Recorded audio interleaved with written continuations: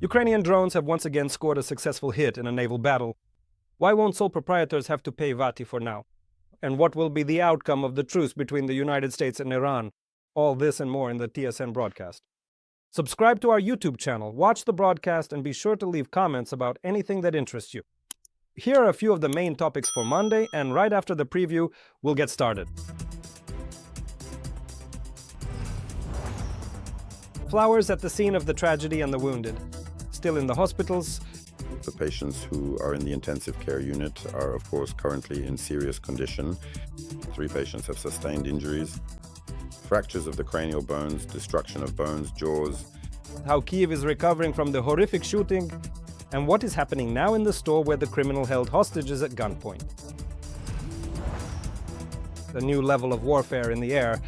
It has no types at all. It doesn't show up anywhere on radars or on any sensors. And that's it. It bypasses everything. But you need skills. What kinds of drones are being developed in the secret workshops of Ukrainian typhoons? And are they really invisible to Russian electronic warfare systems? Explosions, fire, and stench in enemy ports.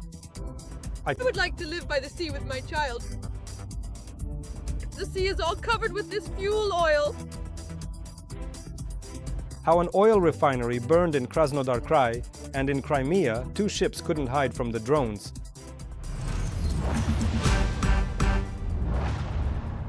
The Russians tried to kill the advisor to the Minister of Defense Serhiy Beskrestnov, known by the call sign Flash. The victim himself reported this on his Facebook page. The expert in unmanned systems claims that 4 jet-powered Shaheds were launched at him. One of them reached its target and crashed into the wall of the house where the minister's advisor lived. He is currently in the hospital in stable condition, according to doctors. As a result of the nighttime strike on the residential sector in the Brovary district, 2 private houses and 4 cars were damaged. The blast wave shattered the windows in an apartment of a multi-story building and in the swimming pool facility. Rescuers extinguished the fire. Russian invaders struck Pryluky in the Chernihiv region with drones. It is known that at least 1 person was injured. According to official information, a fire broke out on the premises of the district police department. Civilian infrastructure and vehicles were also damaged and destroyed. And during the day, the Russians attacked one of the districts of Zaporizhzhia. As a result of the strike, a house in the private sector caught fire. The blast wave damaged neighboring properties. 1 person was killed and 4 others were injured. Among the wounded is a 10-year-old child. Currently, air raid sirens sound in the city every hour due to the threat of Shahed drone attacks. People are being asked not to go outside because of the increased danger. During the day, the occupiers struck the Osnoviansky district of Kharkiv with a combat drone. It is known that 1 person was injured, and at night the railway was attacked, damaging rolling stock and the depot. In total, there are 10 wounded in the region. By morning, the Russians struck the regional center with drones, injuring 2 people. Near Berestovenka, the enemy launched about 10 drones, hitting private homes and an agricultural company. In Kopani, a 70-year-old man was injured as a result of the shelling of a civilian enterprise.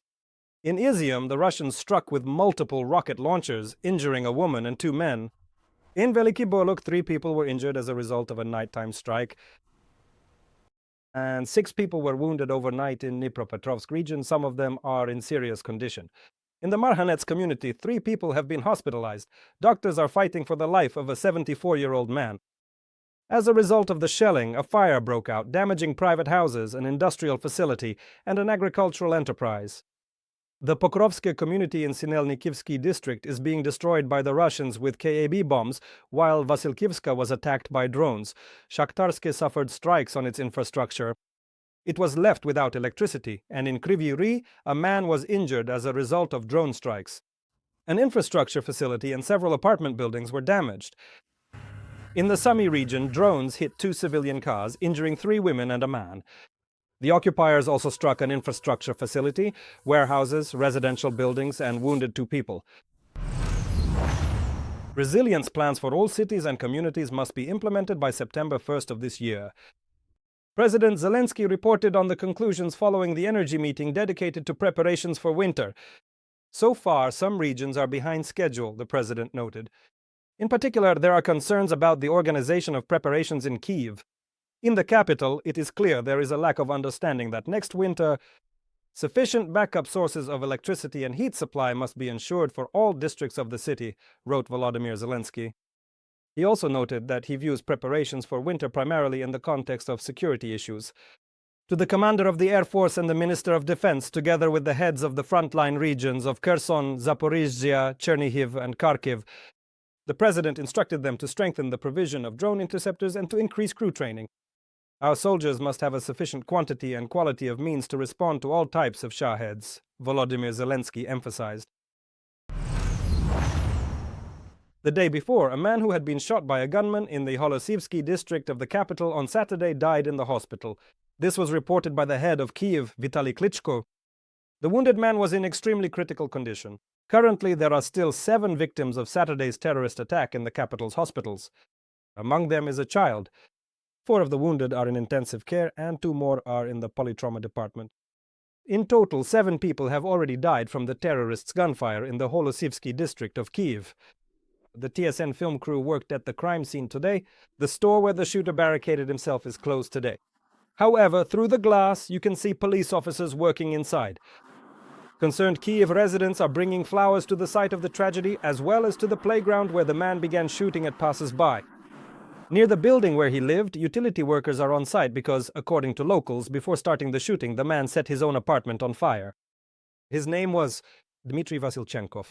Special forces eliminated the terrorist during the assault on the store. He was born in Moscow. According to media reports, he had anti-Ukrainian and anti-Semitic views. The case has been classified as a terrorist act, and the head of the patrol police, Yevhen Zhukov, resigned after a video of patrol officers fleeing during the shooting appeared online. However, the ministry reported from the Ministry of Internal Affairs. Zhukov will not leave. They will find him another position within the structure. And regarding the wounded, TSN received a comment from the director of Kyiv City Hospital number 12, where the victims are currently staying. And here is what he said. The patients who are in the intensive care unit are, of course, currently in serious condition, but at this moment, all 4 of these patients are in a serious but stable condition. These patients will require extensive and ongoing medical treatment, as 3 of them have severely compromised and damaged facial skull bones, along with the complete destruction of their jawbone structures, all of which will necessitate multiple, highly complex and time-consuming reconstructive and restorative surgeries. One of the patients has sustained damage to her airways. Another female patient is in serious condition with injuries to her liver and spleen. She also has multiple intestinal injuries as well as a traumatic brain injury and is also in serious condition. There are also patients with arterial injuries to their limbs. And today, for the first time since the terrorist attack, the injured 12-year-old boy and his mother saw each other. TSN has learned that the woman and the child are in different hospitals, so they were able to connect thanks to a video call. According to the doctors, the child's condition is stable. The boy has been transferred to a specialized department. His mother is still in the hospital in serious condition. This call was noted by the director of the Kyiv City Health Department. It is very important not only from a medical standpoint but also from a psychological one, because it is an opportunity not just to see your child. For the first time after what she went through, she can also make sure that her child is all right, and that gives her the strength to hold on. It was a fruitful night for the Ukrainian unmanned systems forces. The General Staff reports a series of successful strikes on enemy targets. In temporarily occupied Crimea, the Gordiskaya oil depot, which supplies the occupiers with fuel, was attacked. In Donetsk region and Belgorod region, ammunition depots were destroyed, but the most explosive night was in Tuapse. In this Russian city on the Black Sea coast, the port and oil refinery came under attack. This is the only oil refinery in Russia on the Black Sea coast. It processes up to 12 million tons of oil per year and belongs to the state-owned Rosneft. This is already the second attack on this plant in the past week. They tried to put out the previous fire for several days. And now, the reaction of Tuapse residents to the new one. Watch next without commentary. I would like to live by the sea with my child. The sea is all messed up, covered in that fuel oil. Everything is ruined. There was nothing at all, but they keep flying around, spreading everything. You don't even know if people are alive at all. When you come, are you alive or not? The fighters of the HUR Special Unit Primary have successfully struck more high-value targets. Last night, in temporarily occupied Crimea, drones attacked and damaged targets. Thank you. 2 landing ships, the Yamal and the Nikolai Filchenkov, as well as an enemy radar station. The ships of the Black Sea Fleet were in the Sevastopol Bay. They are capable of transporting tons of cargo, including armored vehicles and a large number of troops. The estimated value of the 2 ships is over $150 million, and the radar station is valued at $5 million. A powerful explosion occurred near Rivne. At present, it is known that 8 people have been injured, one of whom is in serious condition, and doctors are fighting to save his life. Police report that the explosion occurred around 1 p.m. on the premises of an enterprise. A fire broke out afterwards, but it was brought under control. It is known that the enterprise's activities are not related to chemical production. No further official information has been released at this time. Emergency services and law enforcement are working at the scene. Russian assaults have intensified in the Sumy region. The occupiers have resumed mechanized attacks using vehicles and at the same time have started storming on motorcycles, and with infantry who simply ran across the field. Both assaults were repelled by the defense forces, but the enemy continues its offensives. And once again they tried to sneak through using the gas pipeline in Rheinhoy, Pomary Uzhhorod. Paratroopers of the 71st Brigade, together with adjacent units, detected and stopped the movement of the Russians in time.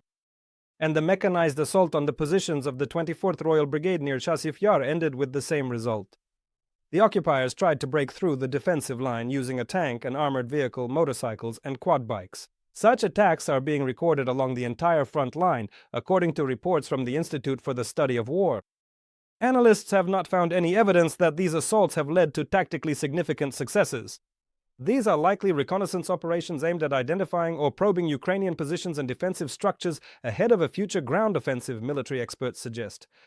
Russian forces are trying to stretch the theater of military operations in order to tie down Ukrainian troops and prevent them from reinforcing the Donetsk sector of the front. The drone war is reaching a new level. From ordinary Mavics to aviation-type interceptors and fiber-optic drones invisible to electronic warfare systems. The soldiers of the Typhoon Brigade engage in technological duels with the enemy every day. While some track the occupiers in the sky, others in secret workshops tinker with the birds so they can fly farther and strike more accurately. Yulia Boyko visited the drone operators and learned about their latest innovations. We took off, filmed, detected shelters, most likely those were pilots. We relayed the information to our neighbors and they responded immediately. The crew commander at the command post explains that aerial reconnaissance operators must be the eyes of the entire unit, and they need to act as quickly as possible so the enemy doesn't have time to change their plans. Our job is to detect the enemy, quickly decode the information and pass it on to our neighboring units. The neighboring units, in turn, respond with certain means, engagement, and that's it. Overall, it's a win for us because we detected them and for them because they engaged the target. Air reconnaissance can be hindered not only by enemy air defense but also by ordinary wind. When the wind is gusty, the delicate wings become helpless. And in the sky, real duels are taking place with the use of interceptor drones. Of course, yes, these unpleasant people also have interceptors and they work just like we do. They have their own interceptors and we have ours. A wing is flying and they hit it. There was one case when the enemy tried to shoot down our aircraft, but they failed. As they say, we quickly made our escape, and... Here in the workshop, drones have their batteries, boards, and brains replaced so that crews don't encounter any unpleasant surprises during takeoff. And they're also working on improving the kadzis. Aviation technician Nikola shows the latest additions, drones with fiber optics. This kind of bird pulls a thin communication thread behind it, making it impossible to jam with electronic warfare tools. It's not vulnerable to electronic warfare. It can't be jammed. You can only hear it or see it. It doesn't show up on radars or sensors. It bypasses everything. But you need skills. It's not like a regular drone or even a kadzi. You can't just take it and fly however you want, spinning it around. Here, you have to be very smooth. A soldier with the call sign Juice is heading to the lab where even FPV drones are being turned into interceptors. What used to be shot down with scarce missiles is now being brought down by agile quadcopters. The FPV drones use a digital system for better image quality, so that aerial targets can be seen. They are too small on the operator's screen. These are usually FPV drones with 8 to 9 inch frames. They are used to destroy enemy reconnaissance wings and strike drones, such as the Molnia. The Russians are also trying to scale up this technology. However, our technicians assure us that the optical fiber is only a temporary stage due to the heavy weight of the spool. The future lies in new communication systems. While manufacturers compete in battery power, the Typhoon fighters are trying to surpass the enemy in piloting skills. Because every downed enemy Molnia or Erland means saved lives. Yulia Boyko, Toksy Bugayenko, Kharkiv region, TSN 1+1. Ukraine may be offered symbolic limited membership in the EU. The idea to invite us into the bloc without veto rights or access to the common budget belongs to the leaders of France and Germany. According to the Financial Times, Paris and Berlin did not support the European Commission's proposal to accelerate Ukraine's accession to the EU. They advocate for the full bureaucratic procedure, which, judging by the experience of other members, can take up to 10 years. And while the process of gaining membership continues, Kyiv is to be motivated with the so-called status of an integrated state, which would allow participation in summits and discussions, but would block access to the common agricultural policy and European funding until full accession is achieved. Volodymyr Zelenskyy has repeatedly emphasized that he will not agree to simplified, partial, or light versions of membership in the European Union. The very issues of accession, as well as financial support from the EU and further sanctions against Moscow, have in recent months been blocked by Budapest, but already this week at least one of them may be resolved.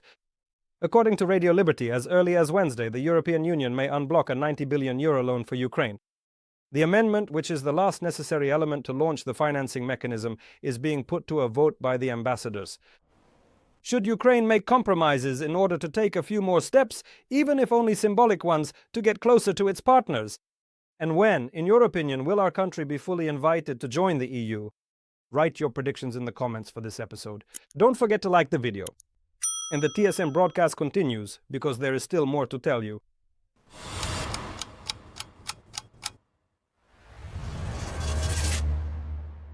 The government and the IMF have reached an understanding. The International Monetary Fund will not yet require Ukraine to implement VAT for sole proprietors, Prime Minister Yulia Sviridenko reported. The Ministry of Internal Affairs has shown understanding regarding the sensitivity of introducing VAT taxation for sole proprietors, both for society and for Parliament. We found understanding among our partners that this is indeed a sensitive issue and an unconstructive idea, wrote the head of the government. The idea of introducing a value-added tax for sole proprietors who operate under the simplified taxation system starting next year, and in this way to replenish the state budget, met with resistance among the entrepreneurs themselves and failed during consideration in Parliament. Despite the fact that this was one of the 4 tax conditions on which Ukraine's receipt of the second tranche from the IMF in June this year depended. At the moment, this issue has been taken off the table. Instead, Kyiv's obligation to abolish the preferential tax regime for international parcels worth less than €150 remains in force. The Verkhovna Rada is preparing to abolish the duty-free threshold.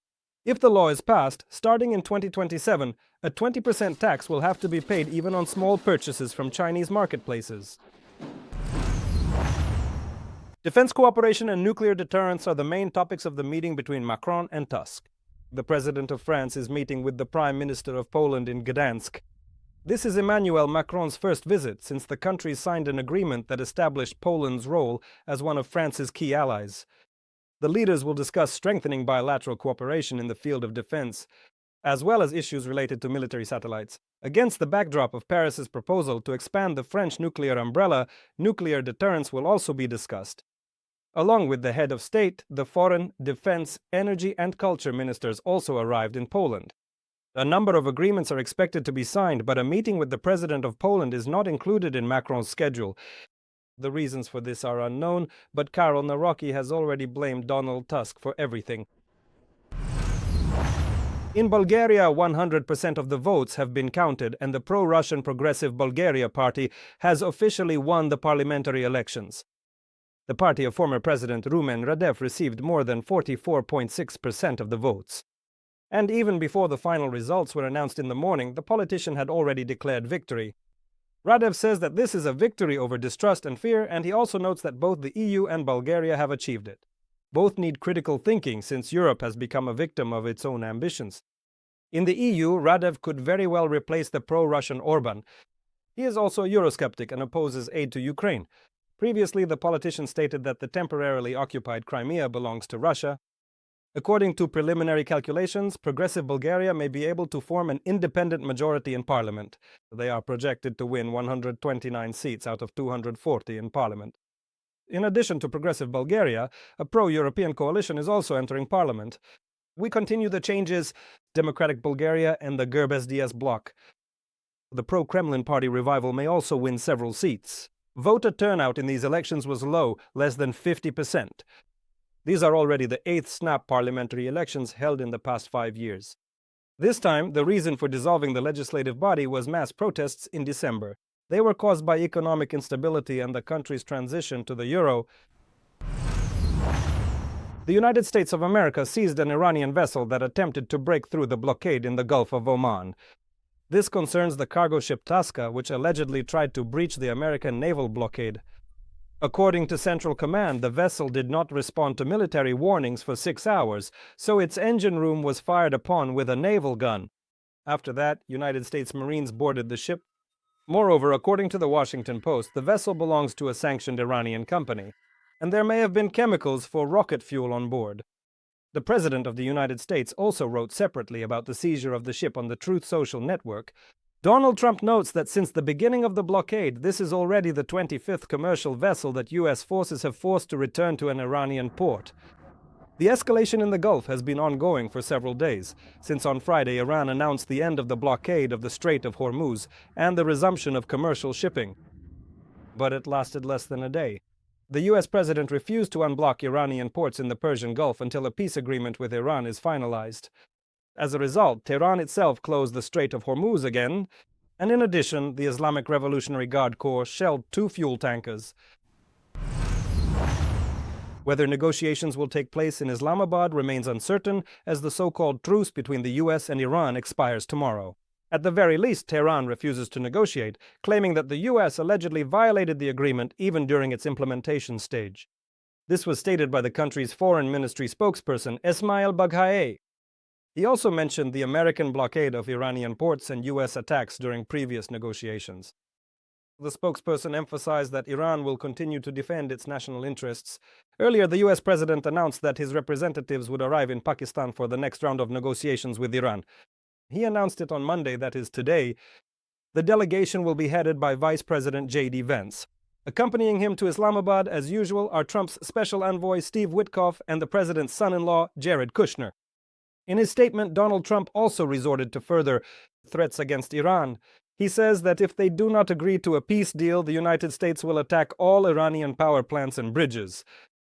Iran does not want negotiations because it is currently in a weak position, in particular because Washington insists on the removal of Iranian highly enriched uranium and demands an end to its enrichment program, which allegedly is still ongoing.